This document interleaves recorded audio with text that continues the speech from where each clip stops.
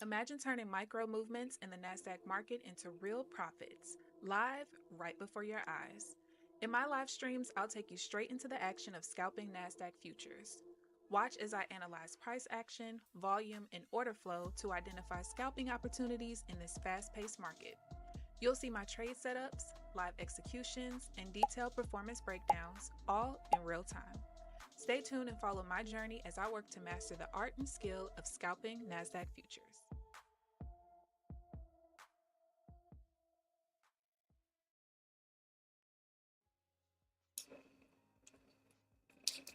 Good morning.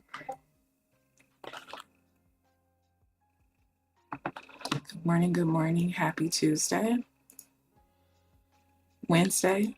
I don't even know what damn day it is. Good morning. Hope everyone's having a great morning and a great trading session so far.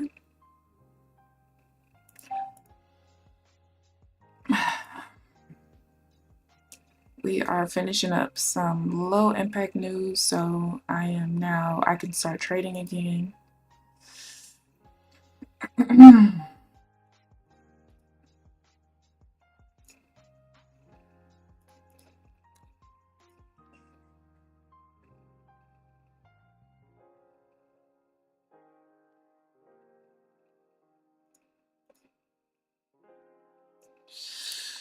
All right.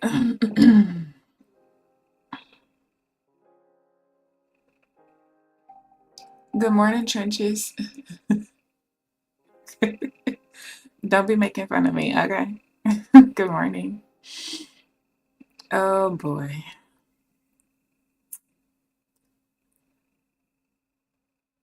I had to go back and message affordable indicators this morning because I'm still having the same issue with my tray copier.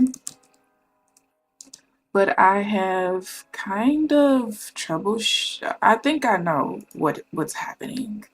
I went through the log files, and what it looks like when my leader executes the stop loss or take profit is when the followers are submitting the order for the stop loss or take profit. And so it looks like it's submitting it from wherever price is at the time, which obviously, if my leader is taking profit or stopping out at the time, that is why it's being doubled. Because remember, I was saying like my take profit is around like 7 points. The stop loss is around like 9 points. So yeah, that's literally what's happening. You do. Shut up. It was supposed to be a surprise, but I didn't feel like taking it out from up there. Yes. Good morning, Amelia. Yes. So the copier mishap got me funded. Yeah. You see that big funded right there? Stop playing with her. Yeah. I was so excited. I was like, fuck. I need like a 5 minute, 10 minute break. So I ended up I literally only missed like one trade at the time, but yeah, I missed the next trade because I was just like, what? Did I really just fucking pass this account? I even had to stop and switch my screen so that I could record my raw emotions because you guys weren't going to see me for another 15 minutes. So when I make the video about it, I'll put it in there. But I was just like, yo, what? What is happening? Thank you. Thank you. Good morning, Sam. Thank you, guys. Yeah. So I'll show you the trade. It was a buy right here. Just a simple pullback. Used the resistance level as support and pushed right on up. And in the midst of me being so excited about that, I ended up missing this one. I was also writing affordable indicators at the time, but yeah, we have another fucking past account. Yes. All of my fucking hard work and hours. Y'all, I literally spent like 12 hours studying yesterday, 10 hours. Yesterday, because of the way the market was moving, and especially with my copier issues, I was like, we just gonna sit out for a minute. And that's what I did. And there were a lot of trades that were just like really weird, but I was able to mitigate every single one of them. So that's good. All of the losses that I didn't take, but I also missed out on a lot of wins as well. But I could just tell, I was like, no, today is going to be a learning opportunity, especially because when I was looking, I was kind of looking at different people's streams at the time, and everybody was talking about how much it was ranging and choppy. And I'm like, it doesn't look like it. I mean, it's a huge range, and normally on those days is when I learn the most. So I was like, yeah, we're just going to chill out here. And we'll just allow the learning opportunities to be when I journal and not when I'm actually trading. So good morning, New. Good morning. Good morning. Thank you. Not that's all I'm getting today. Good morning. Yes, Sam, you did. You did. And I am so grateful that you guys believe in me, because this has been a long journey. It has. A full fucking year, okay? It's been a lot. But I'm excited. I'm excited. I'm not gonna lie. I'm not going to lie to you. 7. All right. It's not gonna be a trade. I doubt it. But yeah, this has been the craziest year journey. And I'm gonna tell y'all what's real crazy. I had a feeling that I was gonna pass the next one this week because, like I told y'all with my short form videos, my goal is to put out a short form video every Sunday, pretty much. And I was like, I just don't know what I want to put out next Sunday. I'm like, I know for sure I do not want it to be a heavily edited video like the last one I just did for risk management. They take too much goddamn time. But also I was like, man, I'm not even going to plan nothing out. I'm not going to start doing keyword research and putting together thumbnails, because I have a feeling that my video on Sunday is going to be about me passing my first account the real way. Since the first time was an accident, full porting, trying to fail it. And look at that. And look at that. Oh, absolutely a learn it. Let me tell you something. There was a lot to learn. A lot. Now this video on Sunday is probably not going to go through my entire journey and what I've dealt with for the last year. I might actually make it that way. I actually made notes inside of a page in TradeZilla where I kind of tracked when I made the biggest change, like the full-blown changes to my strategy, not the like minor adjustments along the way, but when I went from trading with volume only and then switching to caring about where the POC is but not really caring about the order flow part, and then switching to this. And so I made note of that so that I can have that in the future for a video, because I am going to share my TradeZilla stats showing like how everything kind of transitioned over time or whatever. But yeah, I'm pretty sure with me starting this particular strategy November 12th, I thought I started the week of the 4th, but I didn't. It was November 12th. With me transitioning then, I already, even though I sit out of a lot of trades and stuff, my TradeZilla shows the progress that this particular strategy has made in comparison to before. Like before, I would be 3-4 months on the same strategy. Is my mic too loud? Because I keep seeing it go to the red, but I know I don't speak very loud. So y'all tell me if it's too loud, I'll turn it down. I don't know why it's doing that today. But either way, yeah, TradeZilla shows the progress, which is really nice. This is not good enough. You're up 6%. I haven't done that in 4 months. Ooh, that's a nice gain. A really nice gain. Congratulations. Nice. The mic is perfect. Okay. I just get really weary when I see it turn red on the screen because it makes it seem like I'm super duper loud. But the only reason why I changed it to be like that in the first place is because everybody used to say they couldn't hear me, like when they compared me to other YouTube channels. So I was like, okay. All right, so I just wanted to make sure I'm not blasting y'all's ears off. But yeah, this has been the craziest journey ever, like legit.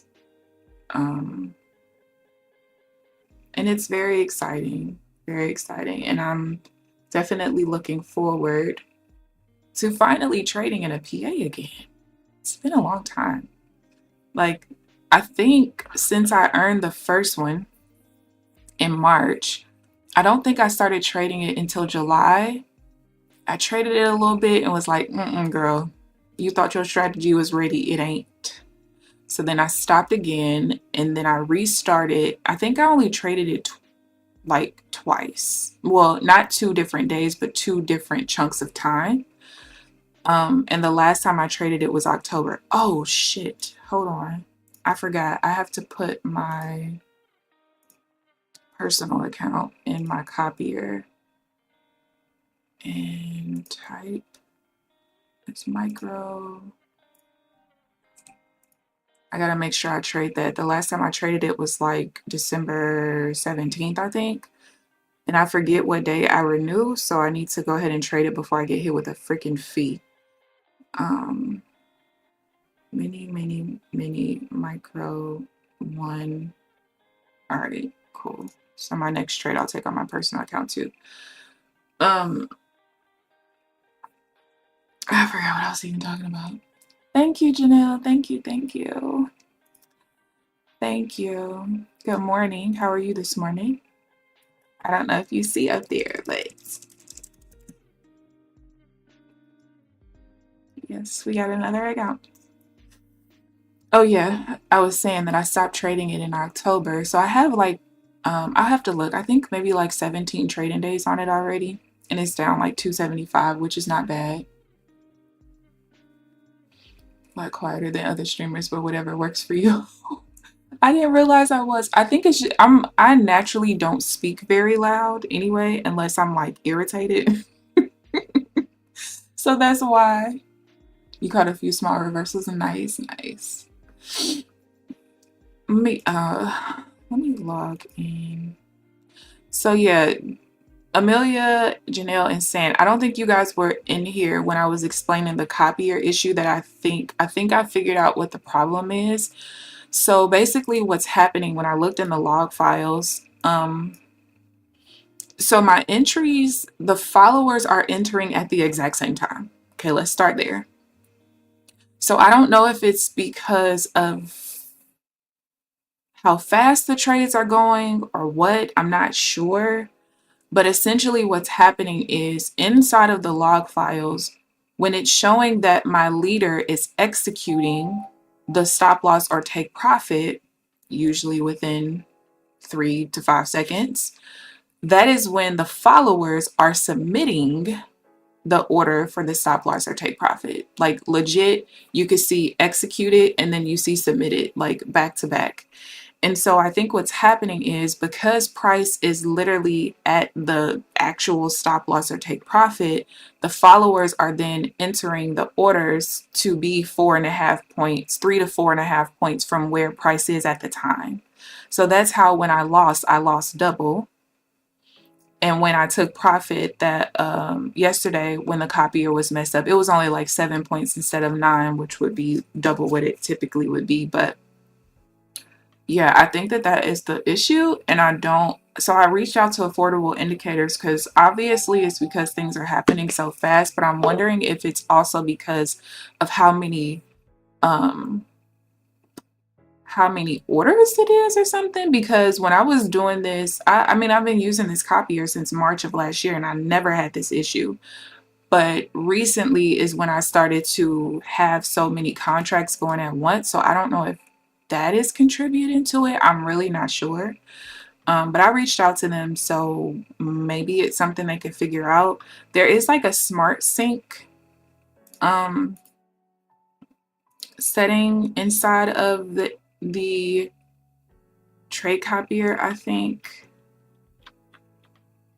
But it also says that it's like an advanced mode or something, and they don't have the documentation on YouTube or inside of the manual to tell you what, you know, what it does and what it doesn't. So because of that, I don't really want to use it just in case, you know.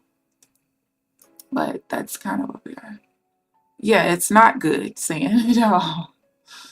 Thank you, Janelle. Thank you. Thank you. Yeah, it's not good at all. So, like I said, I have a feeling it's just because of the number of contracts that I'm using. Because I recommend this trade copier to anybody. I've literally just started having issues, but then at the same time, like I said, I think it's a scalping thing, because I know a lot of people who use a lot of contracts because they're trading the 300Ks, the 250Ks, the 150Ks, and they don't have this issue, but they also don't scalp.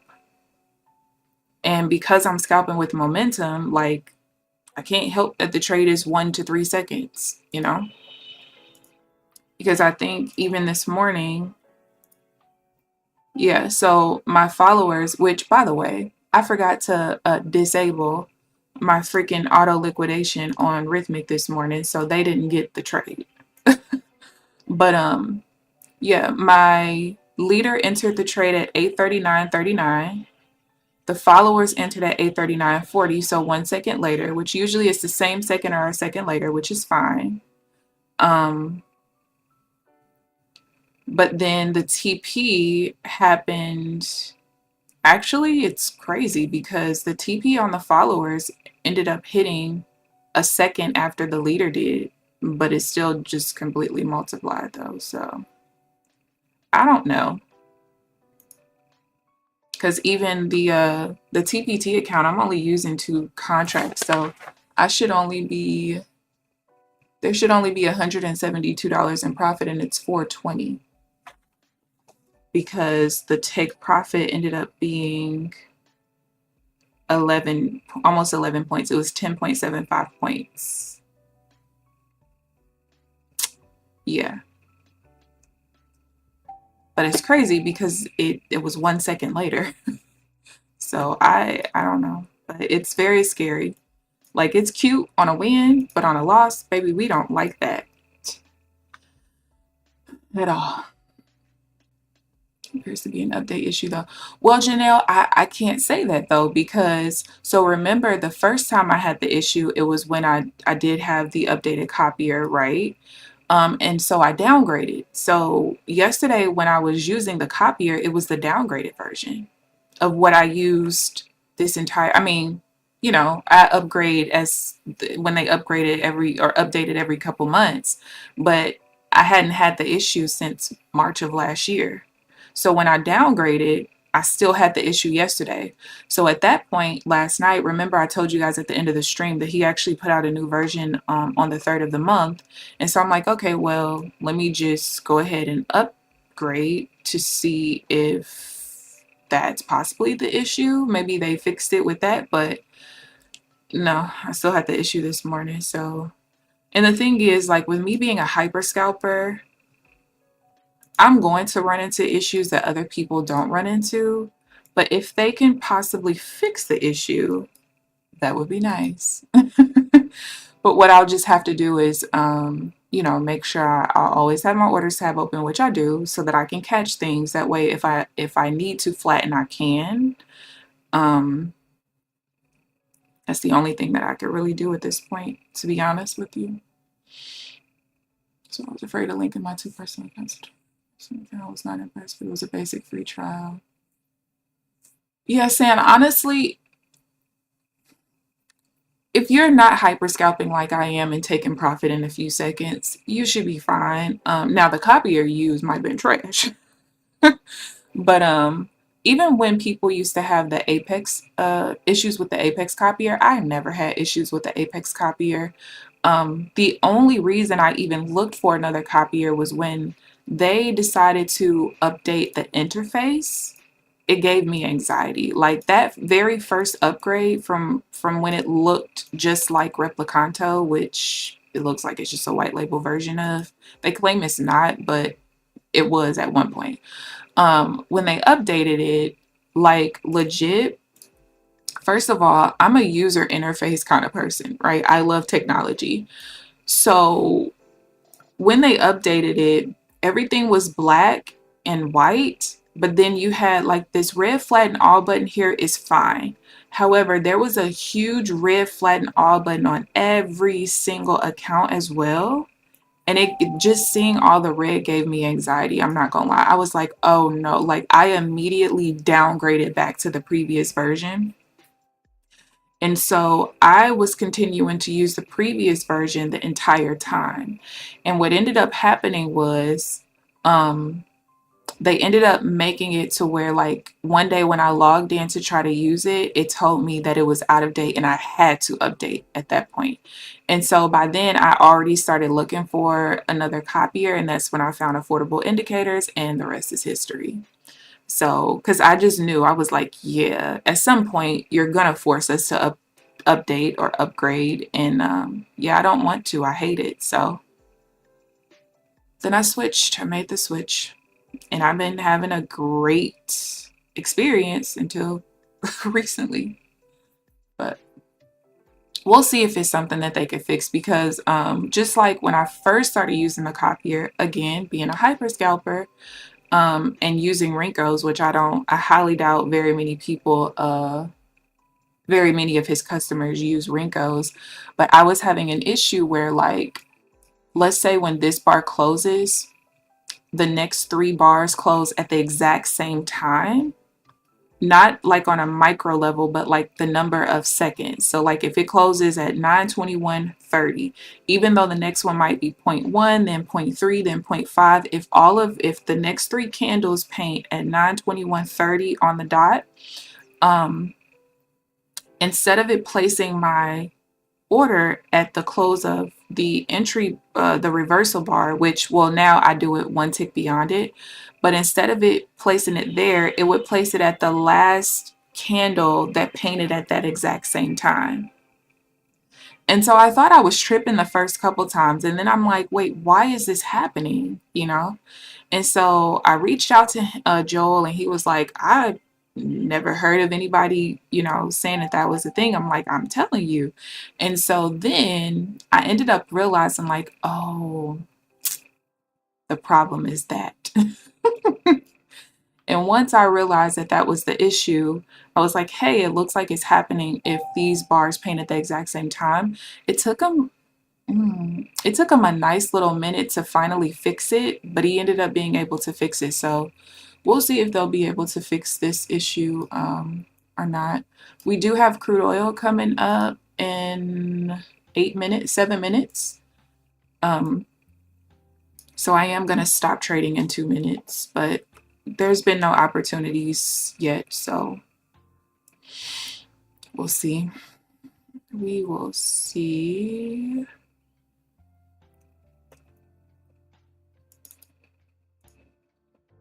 I am still trying to figure out how I can incorporate. So this divergence here, you can see we didn't pull all the way back to my major half trend. My middle one is there. I don't know. Maybe I should put the middle one on there just so you guys can see it. But yeah, the middle one is there.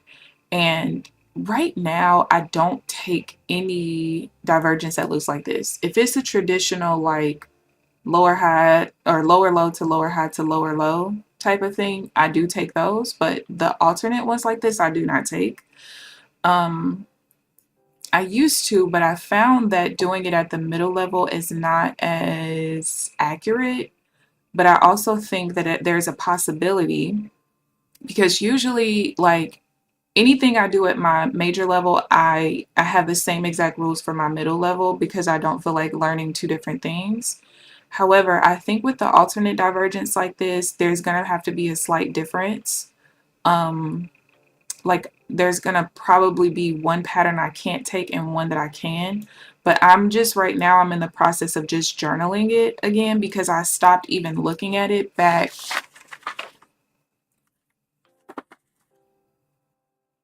Yeah, I stopped tracking it November 27th. Because I was just like, no, the rules are not the same as the major one. So what's the point? But there's a lot of times where we stop right short of the major one and end up doing this. So it'll be nice for me to be able to figure out what's the consistent pattern with it, but it's going to have to be something like where over the weekend, I just look from November 4th until now and just go through each day only looking for that alternate divergence at that level. And then I'll be able to kind of come up with something. Let's see. Am I more long bias or short? Neither. I don't have a bias at all. You will never hear me talk about a bias. I don't have one. Well, because first of all, whenever I look at a 5-minute chart, it's just because I'm like, ooh, this seems like I could tell the way that we change when my overall bias is changing on the charts right there, when we change in from the background being green to red and green to red. Usually I can tell by the way we reject initially, like, oh, this is choppy. If I open up a 5-minute chart, it's going to be choppy. And usually that's the only reason why I'm opening a 5-minute chart. Like, I'm just now seeing that the 5-minute chart looks like this. Well, if I was trading on time-based candles, I would definitely have a long bias for sure. But you guys know, like, it doesn't matter what color the background of my chart is, I'm going to take buys and sales. I'm going to take pullbacks, counter trend if order flow permits, and I'm going to take counter trend divergence if order flow permits. So yeah, I don't have a bias. Literally, my overall trend bias only tells me what order flow pattern I need to look for.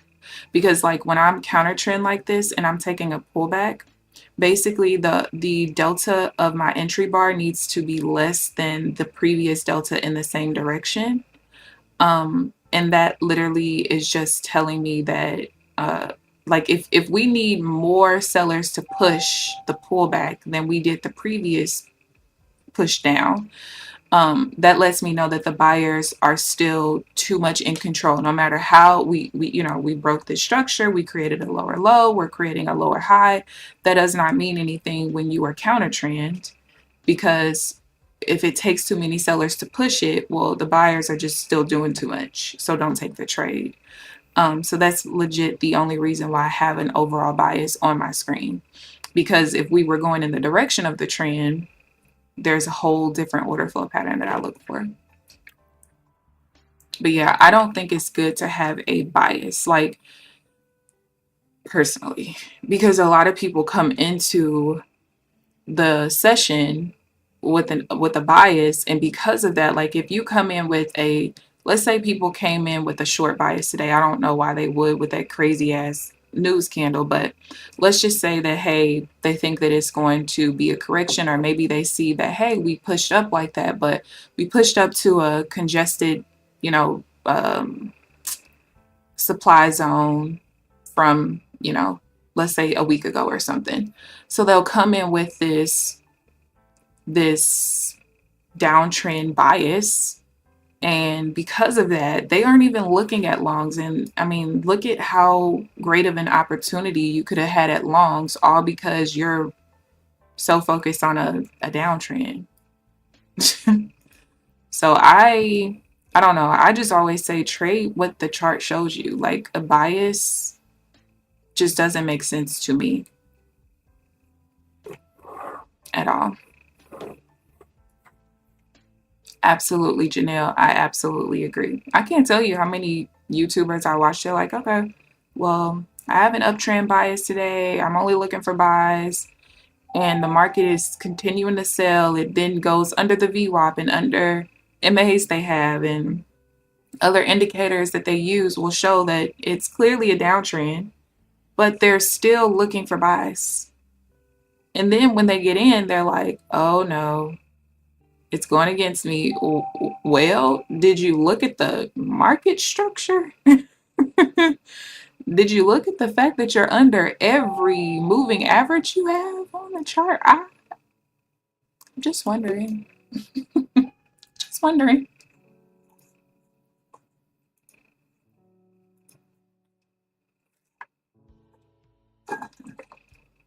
And I think the funniest thing is people who say the trend is not their friend. But when you're trading counter trend, it ain't your friend either. So maybe you should just learn to trade with the trend. I don't know. I tell them it's the same thing for sure. It's just upside down. Exactly. Inverse your chart if you have to. Because what? And the thing is, I get it. The market is rigged to go up, but that's over time. That's not freaking intraday, people. That's just over time, long term. You ain't trading long term. I'm gonna go get some more water real quick before I can resume trading.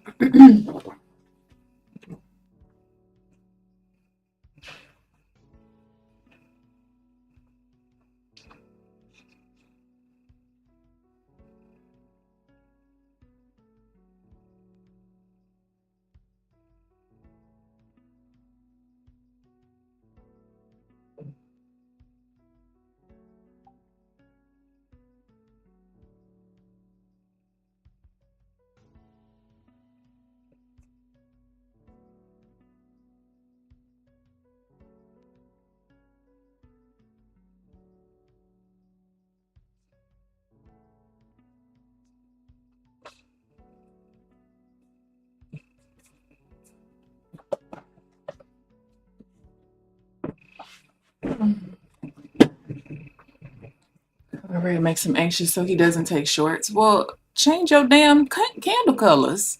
What? We actually were talking about that in a different Discord, talking about the psychology behind certain colors and stuff. And there were a few people that said that they changed their candle color. And even there's somebody who I know like is very smart with risk management and stuff like that. And he said that he changed his colors after the discussion. And even though he's not one who goes on tilt a lot, he said that it made him less anxious when he was in the sale. It made him less anxious while he was in the trade because he didn't see red. I think he changed his to like both were blue, but one was like a darker blue than the other, maybe, or something like that. Like this indicator that paints the half trends also paints the bars. And the native colors of it is this. Oh, you can't see it. It's the Dodger blue and like a hot pink. Basically, kind of the colors of my support and resistance levels, like that pink down there. And I don't like that.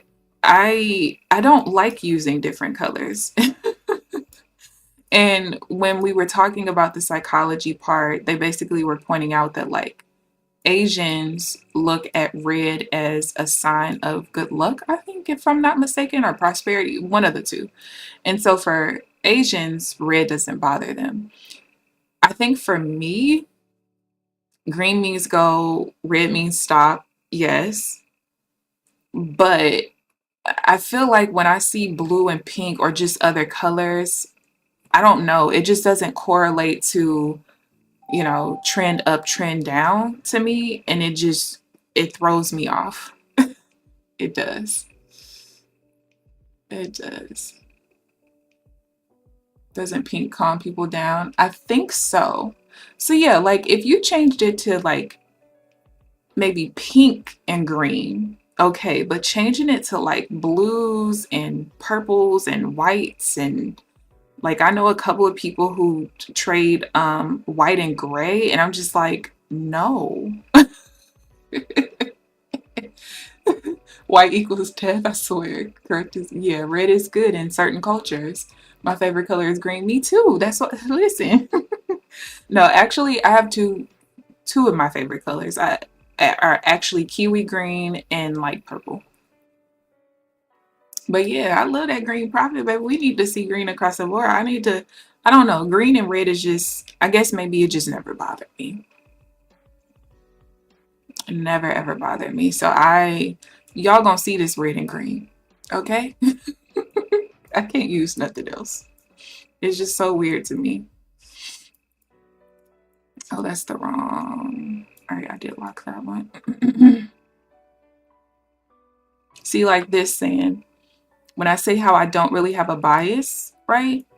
When stuff like this happens, where like let's say I never looked at that 5-minute chart a couple of minutes ago, when we change to a downtrend and we are immediately rejecting like that, I can pretty much almost always guarantee that for as long as we stay above this, what's really happening is it's a pullback and an uptrend on a 5-minute chart, or even a 1-minute chart, doesn't really matter. But that's what this looks like to me when we have the immediate rejection. Now, sometimes we'll immediately reject and then we'll pull down some more. But sometimes it's just a deeper pullback, because what'll end up happening is we'll trade below the zone for a little bit, but by the time we come back up, where we change back to an uptrend will be, that new zone will be around the same area, and I'm just like, we just had a bigger pullback in an uptrend, basically. But that's kind of how I usually know whether we're trending or choppy on a 5-minute chart, is based on how price reacts when I have an overall trend bias change, usually.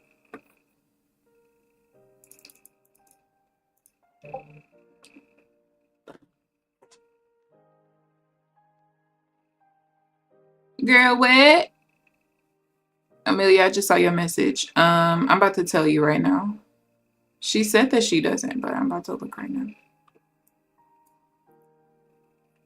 Oh yeah, somebody joined our Discord, the Traders Den, and tried to impersonate me. So I have to check my bot, because my bot is supposed to change that. Like, they joined, when I looked in the welcome or the Hey Newbies channel, it said welcome at Keamber Trades. They just used a lowercase k. And the picture said welcome Wolf something, Wolf FX or something like that. I don't know who the hell they is, but they got me up. So I clicked it, and then I, banned them from the chat. But I have a bot that's supposed to prevent that from happening, because nobody should be joining the Discord with my name. There ain't very many Keambers out there, okay? I'm gonna tell you right now.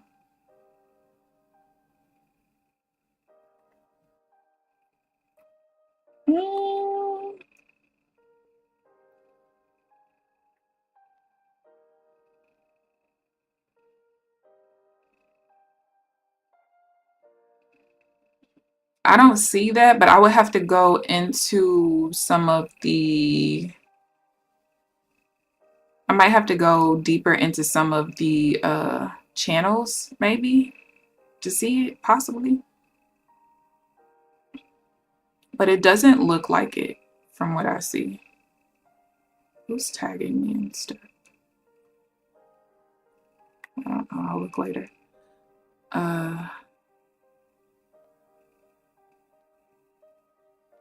I don't know if it's just me, and maybe y'all could tell me, because I'm not in that many Discords. But I feel like our Discord server is the most organized. I swear, I put so much thought into, like, maybe it's just my perfectionism. But I put so much thought into, like, each category, the order in which the category was, each channel inside of the category, and the order in which it flows. Like, I just feel like other people just created the damn categories, created the channels, and just kept it moving. I don't know. Nothing against other people, but I don't know. It just looks like it's all over the place sometimes. Even you guys, when you look at the Traders Den category, there's not, I don't want 25 channels under there. Thank you, Janelle. Thank you. Thank you. Oh, she's sharing somebody else's for free. Okay, I got you. I got you. Purple equals royalty, period.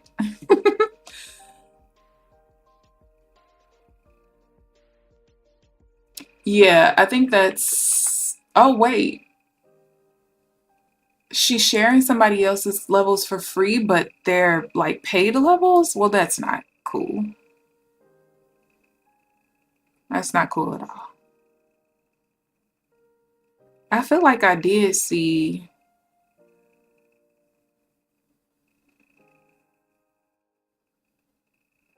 Maybe it's, no, that's not it. I'm still waiting on the next setup, you guys. We got a 1 bar pullback, so I gotta wait 3 swings.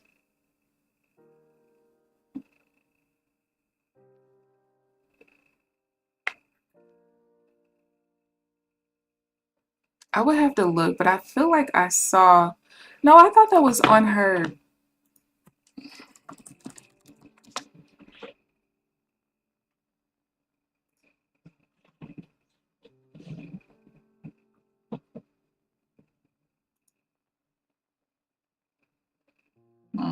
I'm tripping. I feel like I saw some levels somewhere. I just don't know where. I don't know.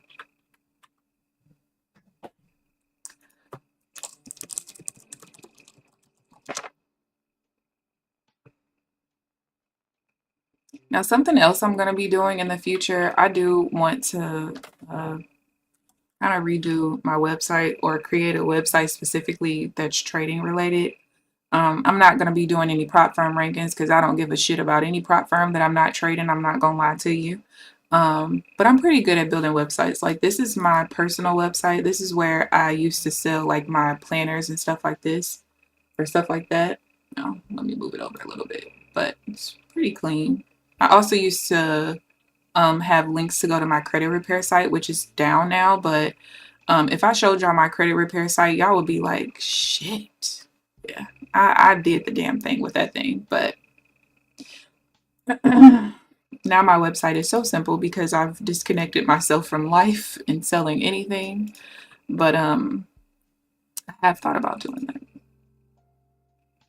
She's sharing the levels for pay for free. That's what they're saying. But again, this person's saying this stuff is a troll. I'm not a fan of theirs. So they could be trolling though. They could, because I can't find it. But I feel like I saw it. But because I can't find it right now, I can't say for sure. But I'm only in a couple Discords, so I feel like it had to be in there. But all right, let's see if we could break out here. Something else I realized last night, and I didn't see it until I think yesterday. It might have lost twice, but I didn't take it. Was I can trade the well, this ain't divergence, but if I have divergence inside of our change zone, I can take the trade. However, this bar, like if I'm going for a buy, this bar cannot push off of the zone. Wasn't anything that I paid attention to until I looked at, I think I looked over like 12 things yesterday, y'all, like legit. It was just certain things I wanted to solidify. Like I said, in this entire process, I've been so focused on the major stuff. What is the volume pattern? What's the order flow pattern? And how do we combine both of those to have a high probability setup? So I wasn't looking at little small nuances like that. You know, the most I would look at is, okay, with this particular order flow and volume pattern, can the entry bar be attached to a level or not? Because there are certain patterns where if that entry bar is attached to the VWAP, the sell rotation level, or anything like that, I can't take the trade. But I didn't look at small stuff like that. And so now that my strategy is pretty, I haven't made very many changes to the actual foundation of the strategy. Now I have the time and the ability to look at little small things. Like there was a couple of trades yesterday where let's say this right here is the major resistance or major support level, like yesterday, because we haven't been trading near those levels lately, right? And so let's say this is the major resistance level and we bounce off of it and we create some counter trend divergence. What I used to be able to do was take sales going back towards it, right? Before, when I used to trade it, I would never take buys going back towards the major resistance level and never take sales going back towards the major support level. But now that I'm trading a combination of volume and order flow, it's actually the opposite. I cannot have a bounce off of the major resistance level going up and then take that counter trend divergence going back down. I can't. It doesn't work for any setup that I have. And I did not know that until yesterday, because there was like 3 trades that set up yesterday. And when I saw it happen, I was like, that don't look right. So I didn't take them, and they all lost. So I was like, I'm pretty sure it has to do with this. And it kind of makes sense, because I always tell you guys that the major support and major resistance level creates a huge zone. And it's always based off of what the daily candle looks like. Is it an inside bar, outside bar, whatever? And the indicator actually automatically adjusts to a choppy or trending market. That's how it paints the pivot levels. So, when I looked at that, literally every single sale going back towards the major resistance lost, and every buy that went back towards the major support lost as well. But when it was opposite, every single one of them won. So it's small shit like that. Small shit like that.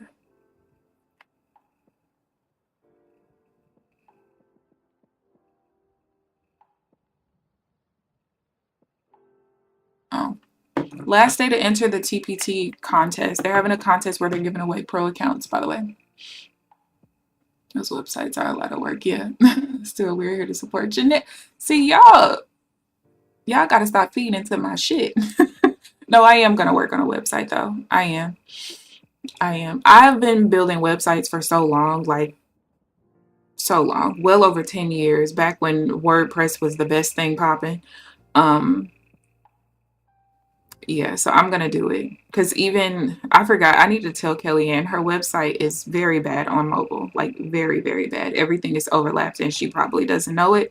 And considering most traders, even though most of us trade on a computer, when we go looking at websites and stuff like that, we're usually off of our charts, off of the computer, because we don't want to be on the computer anymore when we're not trading. So we're usually looking at stuff on our phone.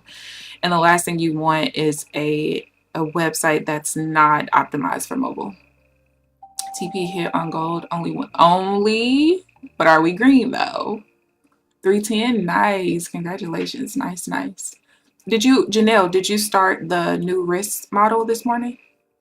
It's crazy how many ways to trade with a ton. Absolutely, Sam. Bump into trading with Terry and ICT guys. Yeah, I've seen some people talking about order flow lately. And typically people who are trading order flow are trading volume to a certain extent, because they'll usually look to see, what the total volume is, kind of coming into a level. Is volume decreasing or increasing? And they kind of use that in combination with order flow. But aside from that, I don't really see very many people trading volume, and some of the other people who trade volume, they more so do like volume profile. Now, volume profile, I don't understand it. You cannot get me to understand it. I've looked at least 25 videos on volume profile, and honestly, I just don't like it. Because even like, no offense to Trades by Matt, because he's made a lot of money. But before his payout in December of 31,000, he was like not doing that well. And he has different setups, right? He does the wick, the retest of the untested wick, or not retest, the test of the untested wick. He does some like delta divergence a little bit. But a lot of his trades looks like he looks at the volume profile and like, all right, if there's a cluster of orders down here, then I'm expecting price to kind of like magnetize towards that. And then when it gets there, he does certain things. But it's like, I don't know. Certain things just don't correlate in my head, because there's like so much more than how there's a huge order block right there. You know what I mean? But like you said, different strategies work for different people, and it is amazing how many ways it is to trade. I do want to, there's going to be an educational type of video that I'm going to put out in regards to trading volume, using volume when you're trading candle-based charts, just to at least be able to see when the trend is weakening, because I noticed a lot of people who may try to trade pullbacks with on a time-based chart, because they don't see that volume had already started decreasing in that trend down, and now you're trying to trade the pullback to continue. Well, you didn't realize that there was like 50% less volume in that low that created the swing that created the lower low. And so while you think that you're about to get into a momentum trade and you get into the sell for the continuation, and then you're trying to realize, well, oh shit, like almost as soon as I got into the trade, we're reversing. Well, if you used volume to confirm that the trend was actually continuing, you wouldn't have gotten into the trade to begin with, right? So there's just like little small educational videos that I want to put out like that, because regardless of how y'all saw me lose for the last year putting together a Renko based strategy, I have a lot of experience trading with other candle types, and I was profitable trading with other candle types. So, and there's just a lot that I've learned over the many years of me trading, and most of what I learned has just been chart time. I've learned very, and when I say very, no matter how much money I spent on courses, indicators, one-on-ones, most of what I learned was from chart time. Most of it. Let me see. Only testing my increase. Okay, I got you, Janelle. Makes sense. I do anchored, volume profile, momentum, and also reversal. Yeah, he does trade with volume. Yeah, and see, like, to combine the volume profile with something else makes a whole lot of sense, but to just use it by itself just never made sense to me at all. That's why they have to be attentive. Yeah. And I get it. You know, if you haven't been trading that long, or you've only been exposed to but so much, I understand why. Oh, that can't work out. I was looking to sell right here, but the pattern literally can't work out no matter how much I want it to. But anyway, until you're exposed to certain things, you don't even know what's out there. See, me, y'all, when I first started trading, let me tell you something. Any free indicator I could find, I was downloading, putting it on my chart, trying to see, like, is this going to help me to understand the market better? Is this going to help me to understand market structure better, or, you know, momentum or whatever? Like, I have tried. So I'm telling y'all, this is why if I'm in a Discord or even on a YouTube channel in a chat or something, and I see somebody say like, hey, I'm looking for an indicator that blah, blah, blah. Oh, here you go. I already know exactly where to go, whether it's a free website, a paid, like, I have tried a lot in my days. Okay. A lot. So, but I do feel like all of the chart time that I put in testing different indicators, trying to see what paints what and why, and how this helps me to interpret this, and, you know, things like that. I do feel like that was so helpful in my journey as well. I do. What does that say? 3, 2.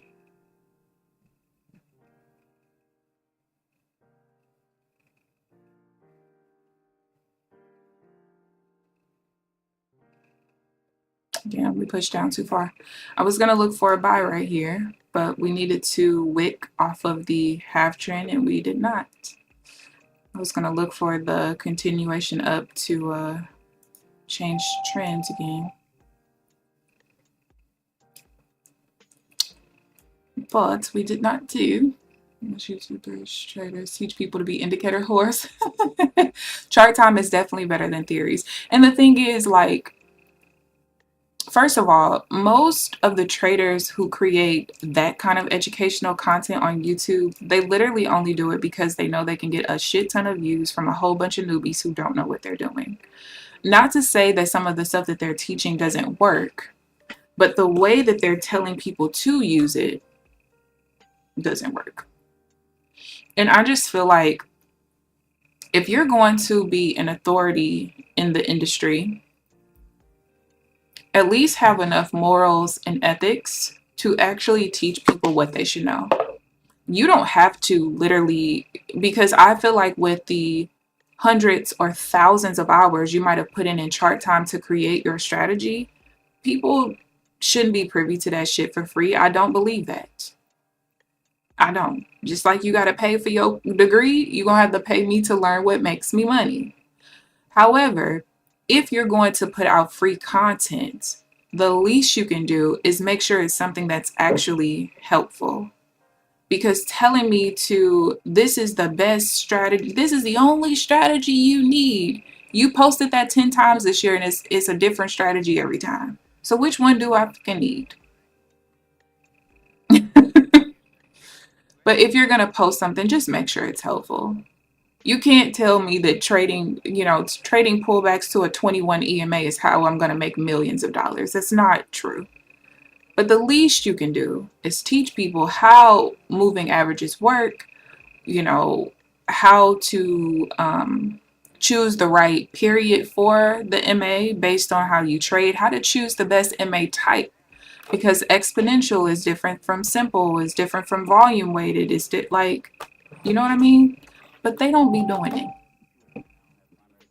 So when I post educational content, I want it to be something that's helpful.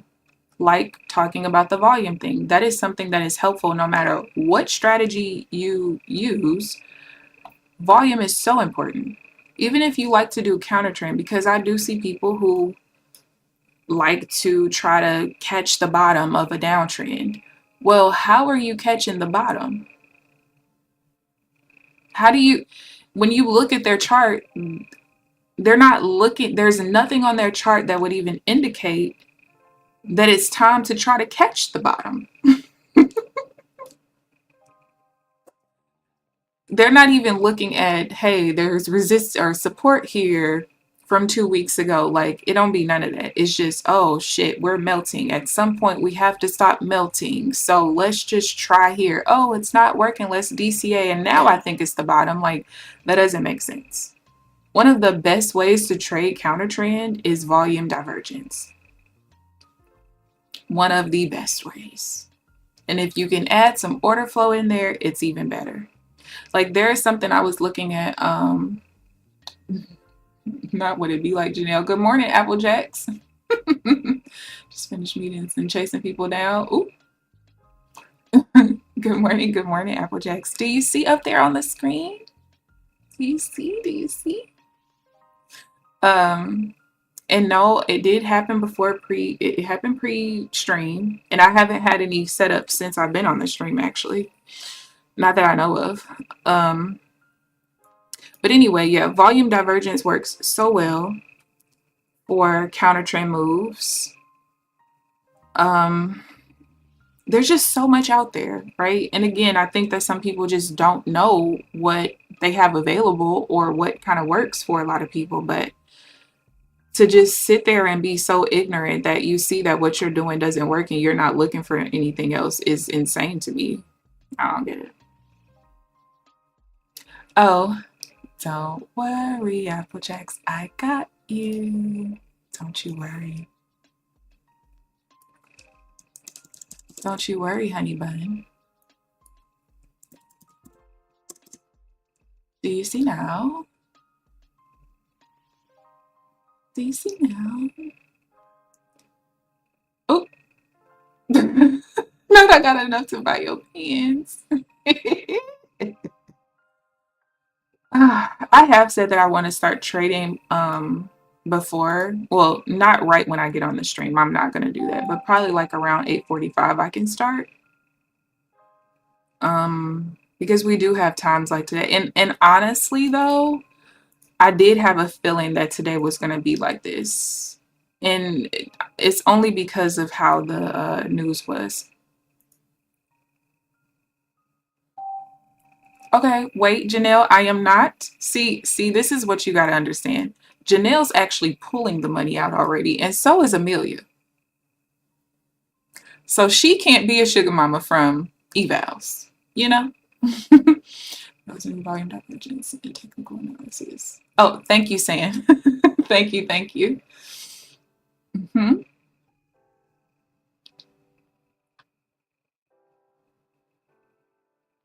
Uh-huh. Thank you for posting that definition. And let me tell you where I learned about volume divergence. This is the crazy part. See, this is just me being so curious all the time. So one day I went on Trade Devil's website. Now I think the only indicator I have from Trade Devils is their PATS indicator, the two-legged pullback indicator, I believe. No, I do have also their trend magic. But anyway, so when I started to look into order flow, I just went on their website and I was just looking like, okay, what do they got that's order flow related? And so one of the indicators, I feel like it was it the order flow zigzag maybe? Let me see. I think it was their order flow zigzag indicator. Na, na, na, na, na. Yes, it was that one. So I just go onto websites and I look at their indicators, not to buy them, but just so I can educate myself. And so volume slash price divergence signal. And so it says the volume slash price divergence signal occurs when the indicator detects divergence between volume and price. When, for example, price makes a new high, but with lower volume than the last upswing, then we consider this a price slash volume divergence. The same goes if the price makes a new low, but with lower sell volume. And then it shows an example. And when I saw that, I was like, I've never looked at divergence that way, because even back a couple years ago when I used to make some really decent money trading counter trend divergence with just traditional divergence, I never even thought about volume. I didn't even think about volume at all. I didn't start trading volume in any capacity until January of last year. So I do stuff like that. Like, I'll think of something and I'll just go on some of the popular websites, because a lot of them will explain different concepts of why the indicator works, or, what's popular in trading just as a whole. And they will educate you on certain stuff. Like, if you trade order flow or you're even thinking about it, go on Trade Devil's website. They have several order flow indicators. And when you go and just click inside of it, one of them, I think it's the Auto Trader. It's either that one or the other one. I don't remember. But it literally lists out every single, I think it is the Auto Trader, because it tells you every single setup that is available in the Auto Trader, right? But it heavily defines it. So even if you don't want to buy the Auto Trader, if you just want to learn what some of the like popular order flow patterns are that are pretty profitable, you can learn it for free right there. Ain't gotta pay nothing at all. But yeah. Oh, don't be telling our business. Okay, I'm sorry, Janelle. I didn't get into volume divergence until about a year and a half ago. They did not teach it when I paid for classes at all. I've never heard anybody. Anytime I ever saw any educational videos on divergence, it was always MACD, RSI, stochastics, whatever. I ain't never heard nobody teach no damn volume divergence. Ever. Exactly. You don't need to buy any of that stuff. Now, if you just want an auto trader because you don't feel like doing it yourself, well, then do what you do. But, indicators have their place. Like I told the one guy who tried to come on my stream a couple of weeks ago, you can't tell me that indicators just don't work and you have to trade naked and stuff like that, because if indicators didn't work and they're just noise, then how come price reacts at my half trends so much? You can't see it, but the middle half trend is right here. It's reacting at my half trends. Is it going to blow past them sometimes? Well, yeah, because obviously we got to change trends, right, at some point. But you can't tell me that indicators don't work. It's about how you use them. Now, I'm not going to sit here and use this indicator and take every single pullback. Why would I do that? Because at some point it has to break it. So there has to be something else that I incorporate with the indicators, but you can't sit here and tell me indicators don't work. But also it depends on which ones you're using. Like this half trend indicator, again, uses intraday data. It bases where it paints off of a customized ATR, and that ATR is based on intraday data, and that is why it's as accurate as it is. So my only goal when I started to put this strategy together was, because I've always loved this indicator. Okay, I've always loved it. My only goal was, all right, how can I determine when the pullbacks will be valid and when they are not? And that's when I started putting stuff together. Let's try this. Let's try this. A couple months of trying something. I don't like that. Let's try this other thing.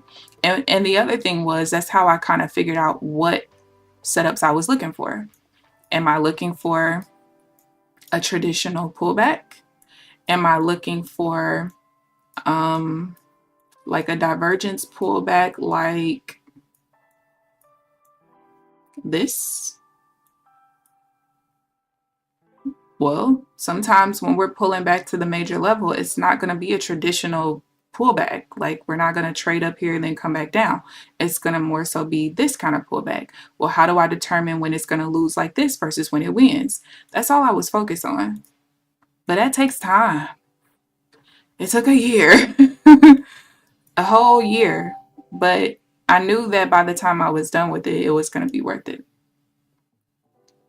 Volume divergence was again. Started winning about 72% of my trades, getting an average of nice. Ooh, nice. Yeah. And see, a lot of people, it's so crazy because and maybe this is my perfectionism, right? If I'm trading something, I'm using a strategy and it has a high win rate, I'm satisfied, absolutely. But I ain't gonna sit here and lie to you and tell you I ain't trying to find ways to make things better. Right?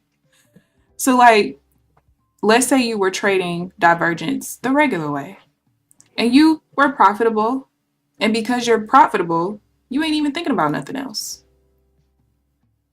I don't like how some people think that way, because there's always room for improvement. Are we ever going to have something that's 100% accurate? Nah, we're not. But if we can get damn close, it's worth it. Because 72% is great, especially with a good risk to reward ratio. Oh my gosh. But you have some people that's like 50-50.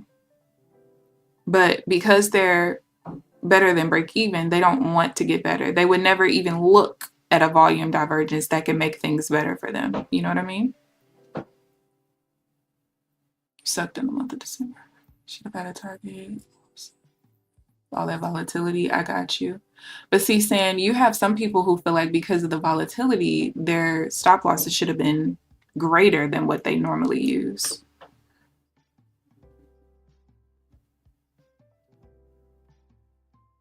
Oh, so you changed your strategy a little bit.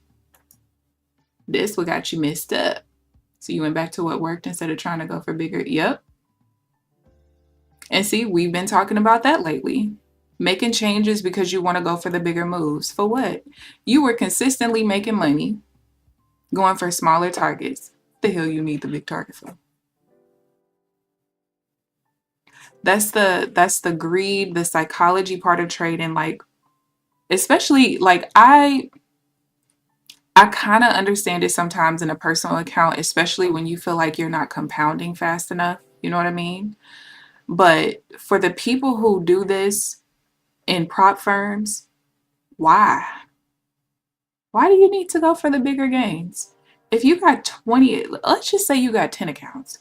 If you have 10 accounts and you make your $200 to $300 a day across 10 accounts, why is that not enough? Now, obviously, if you're using, 25K, 50K accounts, if you're using 150K accounts, I mean, obviously you would make more because you're using bigger contracts. But why are we not satisfied when we are making more than we would make at our jobs? in that short period of time. When we have all of these opportunities to leverage, like everybody talks about how they're using prop firms for leverage, but are you really? You're trying to use it for leverage, but your greed is not allowing you to, because buying 40 accounts and taking 20 one way and 20 the other way and basically wasting that money on the other 20 that lost, that ain't how you leverage shit. No. No. I know people winning 45 and 50% and making more than me. And that's usually because they're going for a bigger target, or they have a better risk to reward ratio, which is fine. But see, when we talk about the psychology part, we also have to talk about stuff like that, because for me, even if I'm super profitable with a 50% win rate, I'm not satisfied. I can tell you, I'm not satisfied at all. And that's only because I know I can get as close to a 90% win rate as possible, right? And so as I'm losing, my psychology, it don't work. Like, I have to make this better, and I have to figure out how to make this better. Like, somebody had sent me a video that Tanya Trades did over a year ago. She was doing some kind of back testing, and they asked me if I felt like that kind of back testing is a valid way of back testing, because, it's easy to look at a screen and say what you would do when the discernment doesn't have to be part of it. And so I was telling them, well, if you have a very strict strategy like mine, there is no discernment here. The only discernment I have is just based off of like, oh, I know I haven't looked at that yet, or I know I don't have enough data for that, so I'm gonna be real cautious taking this. But aside from that, my strategy is very straightforward. Does the volume pattern look like this? Does the order flow pattern look like this? If it does, take the trade. If it doesn't, don't. And so when I back test, I don't have to do a market replay. I can literally upload my chart. It looks exactly like this. I have to turn the tick replay data on so that the zigzag attaches to the correct bars. I don't want to take that. My candles, or my none of my indicators repaint, which helps. And so I don't really need to back test in a way where, like, it's a market replay. It works. But what I told them was the problem with that particular strategy that she showed was that when she showed the calendar, because it was a one trade a day type of thing, when she showed the calendar, I don't know anybody that would trade that way. It had a great risk to reward ratio. I think the average was like a 1-9, right? And I think it won maybe about 50% of the time, if I'm not mistaken. The problem was there was so many times where there was a stretch of 5-6 days in a row that the trade lost. From a psychological standpoint, I don't know anybody that would sit through 6 days of losing just because they know that their next win is going to cover the last 6 losses. I don't know anybody that could do that. And it's not good from a psychological aspect at all. So I wanted to take this trade, but I couldn't, because this right here, this line is where the middle half trend changed to a downtrend. And so with us trading above it, there was a very high chance that we would reject off of that level and push up, and we did. It only went 14 ticks and went up. But yeah. Alpine is doing a giveaway. Oop, let me go on over there. I usually go over after. See, that's the other thing. You YouTubers need to stop doing this while I'm trading. I be missing so many giveaways. It took a long time before I even started entering giveaways. I would just be in there watching everybody enter, and I'm like, I'm not gonna enter.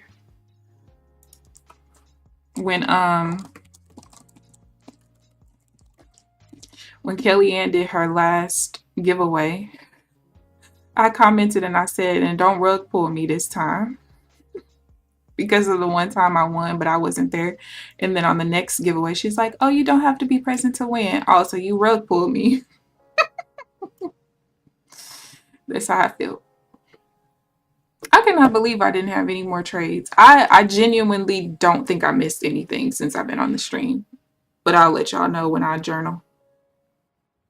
Maybe my eyes are deceiving me because I passed the count. Let me go back. Let me go back. You can start scaling contracts. Yeah, you don't need big targets at all. One contract ad for every.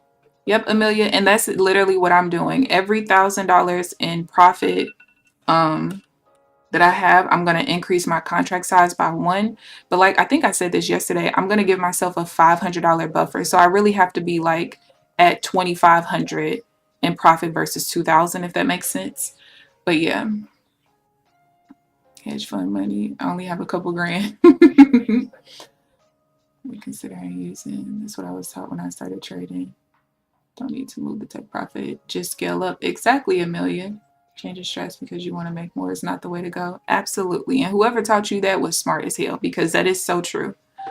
That is so true. And I feel like I've been seeing that a lot more often is people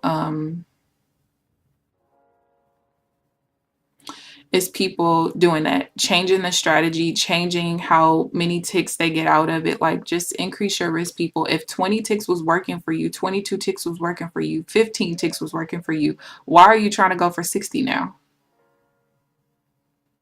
What? Now gain back about 80%. Oh, nice, Sam. That's good. I mean, you gained back 80% in the first 2 weeks. That's good. Yeah, the summer and fall was nice. I feel like even going into November was really nice. I feel like even the first week, like when I go back and I look at my journal from even the first week of December, there was still a lot of trades in those days. But once we got to like the second week, it kind of dried up a little bit. And then the week of the 19th, there was a couple of days where I had a lot of trades on those particular days, a lot of setups. I ain't take them, but they were there. And then we just started to kind of dry up a little bit. She didn't like that. Didn't like that at all. Hold on, I don't need that in there. I have to go look to see when my renewal is for, or when that guy told me I'll be charged for my live data for NinjaTrader. Because I might end up just having to take a quick micro trade on my personal account, just a quick in and out. I'll use the one trade button to do it.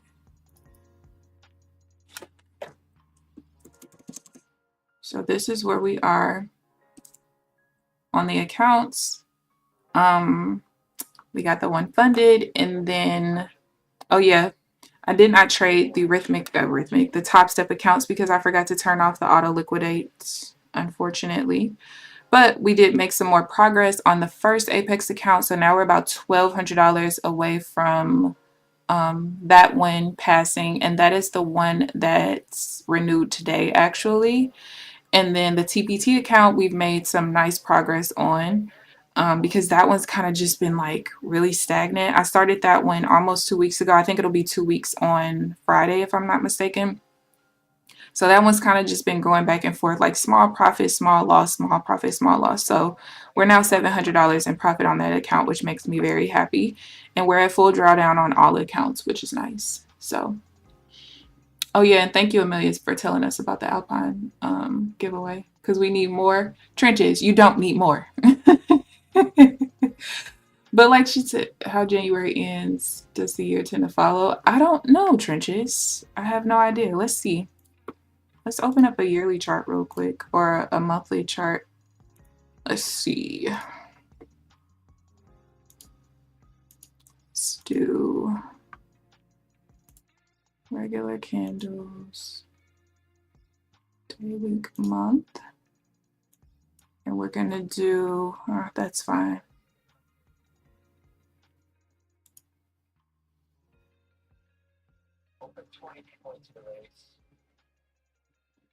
Hold on, it's loading. And you know, it's probably, hold on, I gotta turn off all the don't plot and turn off the global draw objects, because that's usually what takes so long to load.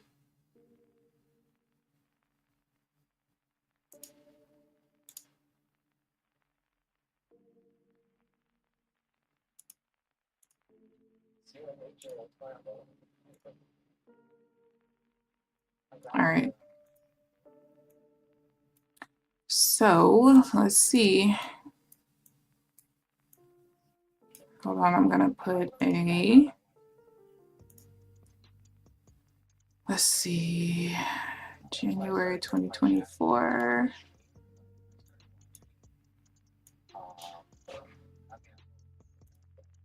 Trenches, you might be onto something.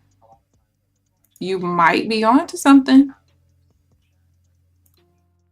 Trenches, let me find out. Well, I'm about to show you.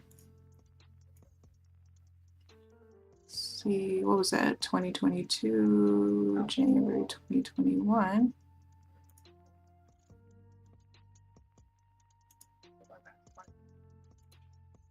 All right, so I went all the way back to January 2021.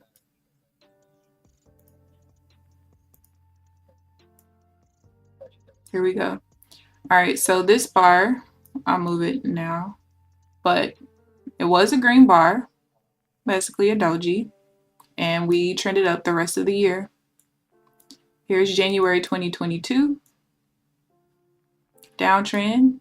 We pretty much trended down the entire year. There's January 2023,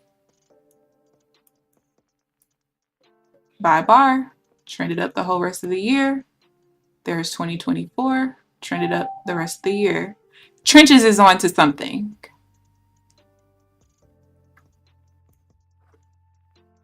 Trenches is on to something. Hedge fund dudes have like 30 NQ contracts and jump out at 10 ticks and come out with like 4 grand. I didn't know people with hedge funds even scalped. I honestly did not know that. I thought people with the big money always held the longer trades, like even outside of like institutions and stuff. I thought hedge funds, I thought that they held trades for longer as well. First few months of the year are good, then start getting bad. Springtime trading is like the bipolar. Excuse me. All right, let's see when the pullbacks kind of happen. Well, I mean, January of 2021. I mean, we only had like 2 red months. 2022, we had a couple of green months, but there was no like real pullback kind of. Now, 2023, I mean, we had 3 red months in a row. That is August, September, October. In 2021, the red month was May and September. Green months in 2022 was March, July, October, November. That's January. Last year, it was April, July, and October. Wait, is it always October? So the last 3 years, October was the pullback month. 2021, it was not. It was September. But if you look here, that's October. This is October. This is October. Very interesting. They scalp the most? I would never think that. Oh, they scalp when people sign up for high risk stuff. I got you. I got you. I got you. You know what, Trenches? I'm actually I'm curious. I might look even further back at 2020. Yeah, even look here. This is January 2020. Now the next 2 months pull back, but the rest of the year we pushed up.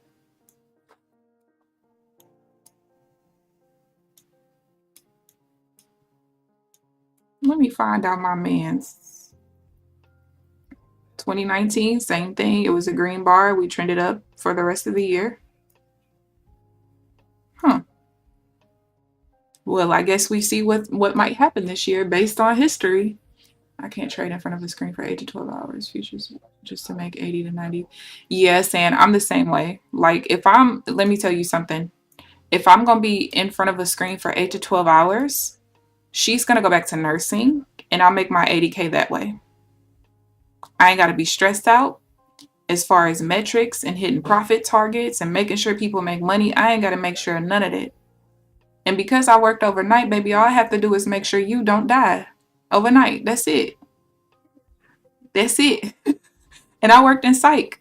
So we don't really have stuff like that. You know what I mean? I just had to make sure you didn't have no psychosis during my shift, and then I get to go home.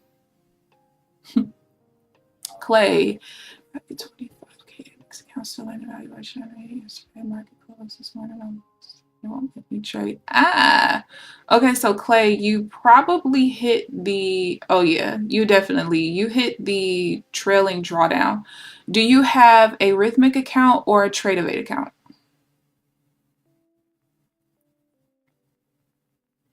Because the 25K only has $1,500 in drawdown. So if you made 1,080, you probably went up a little bit more than that. And then as soon as you lose that much, you definitely hit the trailing drawdown. But tell me what platform you trade on so that I can show you how you can see that in real time to make sure that doesn't happen again. Okay, Rhythmic. Cool. Okay, so this is what you are going to do. Hold on, let me log into my Apex Rhythmic, which I have not done in so many months. I'm gonna show you what you need to pay attention to. But yeah, the trailing drawdown is what got you.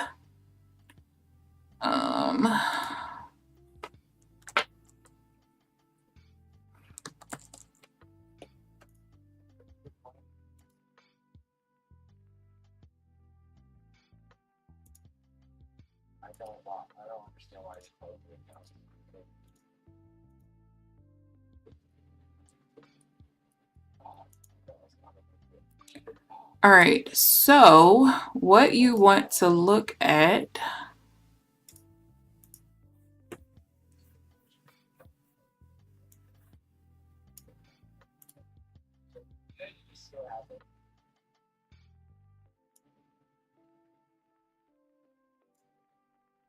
Hold on, let me take a screenshot so I can make it big on the screen. All right. So when you're dealing with trailing drawdown, it follows you unrealized, okay? So the highest balance that your account ever was while you were still in the trade is what matters, okay? It's not about what profit you closed out at, what loss you closed out at. It's wherever your highest balance was unrealized. And so, first of all, you always want to have your Rhythmic open. If you're not going to have like the indicator that I use, the risk manager that I use, that I always show on my screen, it calculates this for me and it shows me without me having to be in Rhythmic. But you always want to have Rhythmic open anyway, because if you have any issues trading in your platform, you want to make sure you can easily flatten your trades in Rhythmic. But either way, okay, so these are the 4 columns you want to pay attention to. You have your account balance, obviously, and then you have your auto liquidate threshold value. When you have a fresh 25K account, this is going to say 23.5, meaning that if you breach 23.5, if you get below 23.5, you're going to fail that account, okay? However, again, it follows you at your highest balance your account ever was while you were in a trade. So that's why this shows 23.6. So what happens is, as you are in a trade, this number is going to move once your balance in your account has reached the highest balance it's ever gotten at any point in time. So this is the number you want to pay attention to. So if you open up your Rhythmic, what you're going to see is that your account balance is below whatever the balance is in this particular column. Now, also, when you're in PAs, this column here is going to tell you the exact date and time that your account reached the highest unrealized balance so that you always know your metrics, okay? And then this column is telling you what your highest balance ever was. So if you look, the highest balance was 25,104.08, and that is why my auto liquidate threshold value is 23,604.08. Oh, thank you for the sub. Thank you. Thank you. You won't have to reset. Okay, wait. You are in an evaluation or a PA? I'm sorry. Oh, you did say evaluation. I'm sorry. Okay. So if you are in evaluation, your account has failed. Tell me what day your renewal is. Because if you're close to renewal, don't reset it. But if you are not close to renewal and you want to continue trading this account, you will have to reset it. And the reason why is because there's no real sale right now. It's only 50% sale. So it's going to be cheaper for you to reset at $35 than to pay for a brand new account. Oh, you just got it yesterday. Okay. So yeah, your best bet is to reset the account. If you don't have any other accounts to trade, reset your account for $35 and you can trade again. But yeah. Now, this is the thing.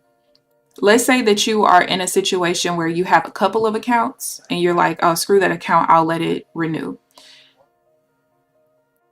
If you have enough accounts where resetting an account doesn't make sense because you have other accounts to trade, don't reset because it's going to reset for free on renewal. Okay. As long as your account has failed, it has completely breached the trail and drawdown. When your account renews for the monthly fee, it's going to reset your balance and your trail and drawdown and stuff like that. Now, I will tell you the only thing that sucks about Rhythmic is that because they keep, and I like this about them, they keep the same, like if it resets on renewal, you keep the same account number and everything. But what's going to happen is this number here is going to, or this time and date is going to be wrong until you reach the next highest that the account has ever been. But these two will reset properly, usually. But yeah. So always remember that too. It's going to reset for free on renewal. And I say for free because you don't have to pay an extra fee, but you still have to pay the renewal fee. The other thing to remember is that resetting, because this is important as well, resetting does not reset your monthly renewal date.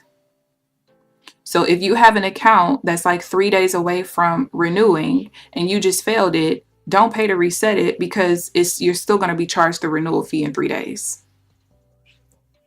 Hopefully that makes sense. Saying, to me when I first tried a prop firm, I thought the profit combined gives you more cushion room, but you was dead wrong. Dead wrong, honey. That was the first thing that the first video I watched when I was looking into Apex was that master class on trail and drawdown. And I was like, oh, okay, well, this is good to know because, honey, I would have did that all wrong. You're so welcome, Clay. You're welcome. You are welcome. And I'll probably, you know what?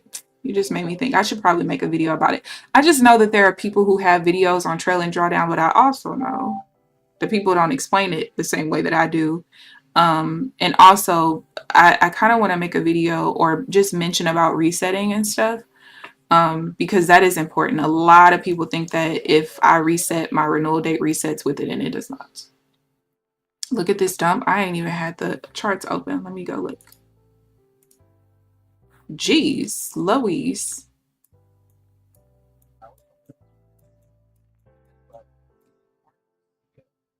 Let's see, 370. Damn, we just basically dropped 100 points. From here, where we changed to an uptrend and I drew that little zone, we dropped 100 points since then. And that's exactly why when we have an initial rejection, 9 times out of 10, especially when we reject like this, where that first reversal bar closes on the zone, we almost always just completely fail. The other ones didn't explain it well. Well, I'm glad I could explain it for you. Yeah, if you ever have questions, always write them in the chat while I'm live. And if I have any videos that you watch that you have questions, I try to make sure I reply to every comment. Also, if you have Discord, you can join the Discord community. The link should be down in the description box. Because if I'm ever not online, like on YouTube, you can always reach out to me in the Discord. 700, you should have taken the profit. That's what I learned from today. Yeah, Clay, honestly, so when you are trading with the trailing drawdown, a lot of people don't like trailing drawdown because they feel like it's predatory and you're forcing me to take profits and things like that. But the reality is, most people who trade with end of day drawdown and trailing drawdown, like two different companies, they will tell you that they are more consistent with keeping their accounts in trailing drawdown because they're forced to take their profits. When you have end of day drawdown, it's just like free reign. Like, as long as I don't hit this, I can do whatever I want to. I don't have to take profits. I can hold it longer. But we have to remember that we in trading to make money. And while getting the $1,000 might have looked real nice, if you knew you could have took everything off at $700, take it off at $700.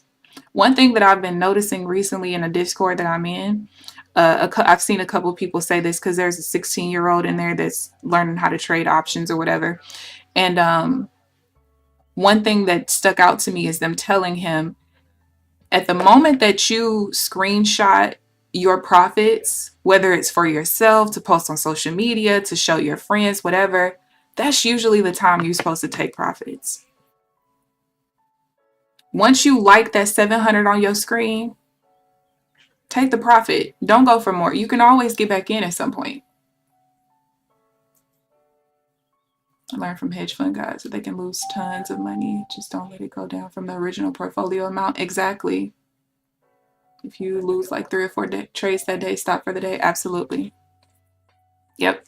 You have to figure out what your risk tolerance is and also what your profit tolerance is too. I think too often we think about how much we are willing to lose, but we also have to figure out like what number am I satisfied with on the winning side, right? First of all, part of what screws people up with that is them trading their evals in a way they would never trade their PAs. People don't realize how much they screw themselves that way.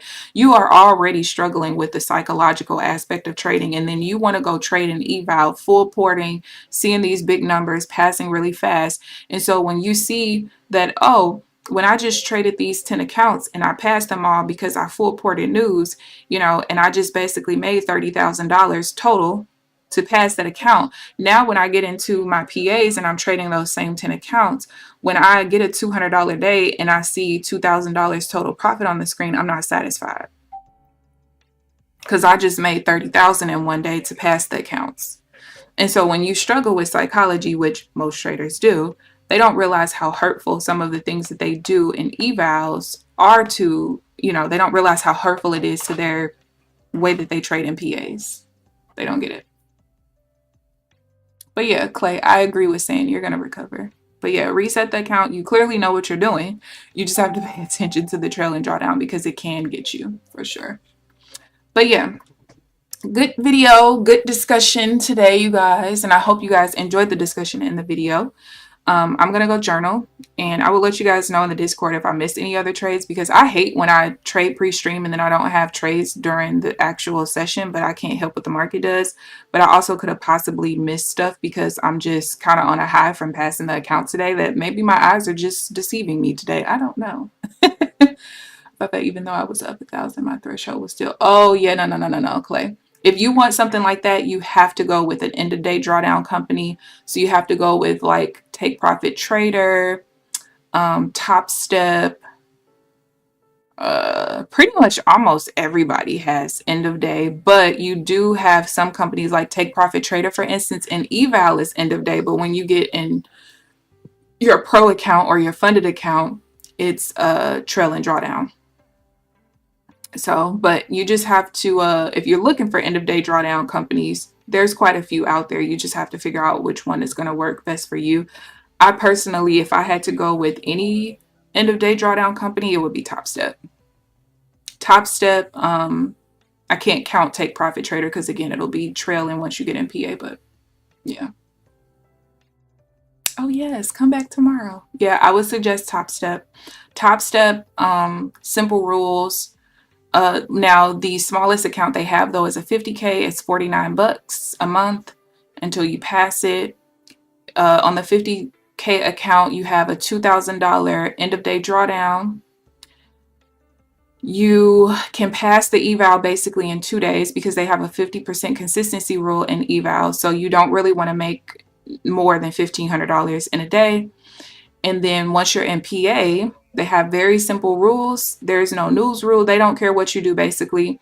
You just have to reach $200. $200 in profit is considered a winning day. All right. Once you get 5 winning days of at least $200, you can withdraw up to 50% of your profit in your account. You keep the first $10,000 in profit or $10,000 in withdrawals, and then from there it's a 90-10 split. Once you get to 30 winning days of $200, you now can withdraw more than 50%. You can withdraw up to 100%.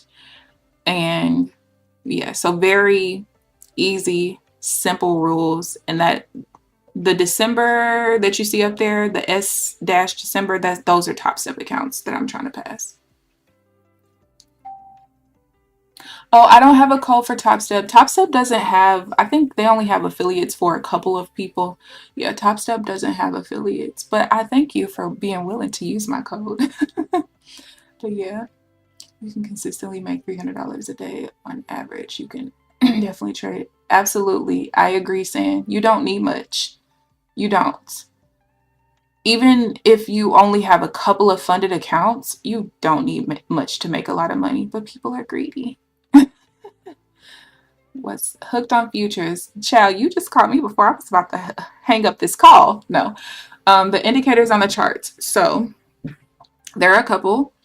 I use, first of all, you will see the order flow VWAP, which it doesn't look like we're anywhere close to any of the VWAP levels, but anytime you see a squiggly like this, well, it looks kind of flat right now, but the squigglies are order flow VWAP. I use the actual VWAP and then 3 deviations on each side. I also use a pivot indicator from ninja.co, ninza.co. Their pivot level, I absolutely love it. They are so accurate. So those are usually like the dotted lines, like what's up here. I also use the current open high low and the prior day open high low close because those levels are important. The half trends that you see, which is this level right here and then the dotted one, that is from Ninja as well. It's called Nova Wind. It's an indicator I've had for probably like 6 years now. That I love because it shows me where pullbacks will tend to happen. The indicator paints the half trends based off of intraday data, and it's all based off of a special ATR formula. And so if you notice, a lot of times when price gets to one of my half trends, we are reacting at those levels. I think that's pretty much it. Oh, and then you have this one that's showing like upside pressure, downside pressure, like that. That's the indicator that is painting the rotation levels, which I'll have to find one. But it paints these rotation levels like here, when I get back far enough, like here. So here's a buy rotation level.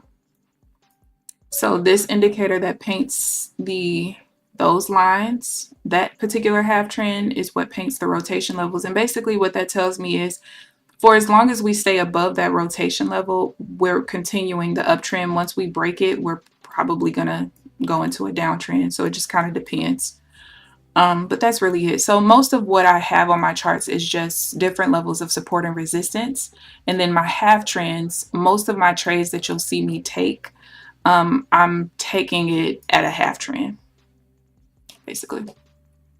No, I don't use Flex Renkos. I use Ninja Renkos. They're free. What's red and green? If you mean the colors of the bars, that is painted based on the half trend. So there's a minor one. I actually have 3 on the chart that I use to enter, but to keep things less cluttered on you guys' screen, I only show the minor one and the major one. The major one is what paints the color, the background, to show the overall trend bias, because the indicators actually, so I'll show you. The half trends actually have trailing stops. Again, I just don't have it on you guys' screen to keep it less cluttered. But like this white cross line, the blue cross line, and then this cross line, this one shows where my minor half trend will change trends. The blue one shows where the middle one will change, and then the white one will show where the major one changes. So the white one is like around here for the major for this red one. So once we break the red and we then break the trailing stop, that changes the overall background of the screen to show what the overall bias is. You have a good day as well, Clay. See you tomorrow. See you tomorrow. But yeah, I use Ninja Renkos and my settings are 16 and 1. So my brick size is 16 from open to close. And then the threshold is 1. So in order to paint a reversal bar, we have to reverse 32 ticks because my brick size is 16. So it has to reverse double. Then once it closes, every tick in that direction closes a new bar. And so I used to trade with like I think I used to trade like a 12 and 4, which basically means that the threshold would be 3. I think I used to trade with a 12 and 4 and a 12 and 3 at some point. But I personally like the 1 tick threshold just because it shows the true trend. As long as we're going in that direction, we're going to close a new bar. You're welcome. You're welcome. But yeah, so I basically just use volume and order flow. Again, there's other stuff I have on my charts that you guys can't see. So like I have this order flow chart, which also comes from Ninja because no other order flow indicator, except there is one, but it doesn't work well because when a bar doesn't have any volume in it, which tends to happen a lot because I'm on a 1 tick threshold, that indicator doesn't work very well. But yeah, so I use a combination of volume and order flow to kind of tell me when to enter trades. And I just mainly pay attention to who's in control and the point of control of the reversal entry bar because I only enter on reversal bars. So I look to see who's in control and the point of control so I know if it's a trend continuation or a trap. And then I look at the delta to see how much power we have in that particular reversal to see if I want to trade. But yeah, any other questions you have, you can always ask me. And like I told Clay, if I'm not on YouTube at the time, you can join our free Discord community, the Traders Den. I am usually pretty active on Discord. But yeah. So yeah, you guys, I thank you guys for tuning in. I hope you guys enjoyed the stream, enjoyed the video. Again, sorry I couldn't take any trades while I was on stream, but it is what it is. But please like the video on your way out if you haven't already. Subscribe if you haven't already. But other than that, I will see you guys bright and early tomorrow morning at 9 a.m. Central Standard Time. Enjoy the rest of your day. Bye, guys.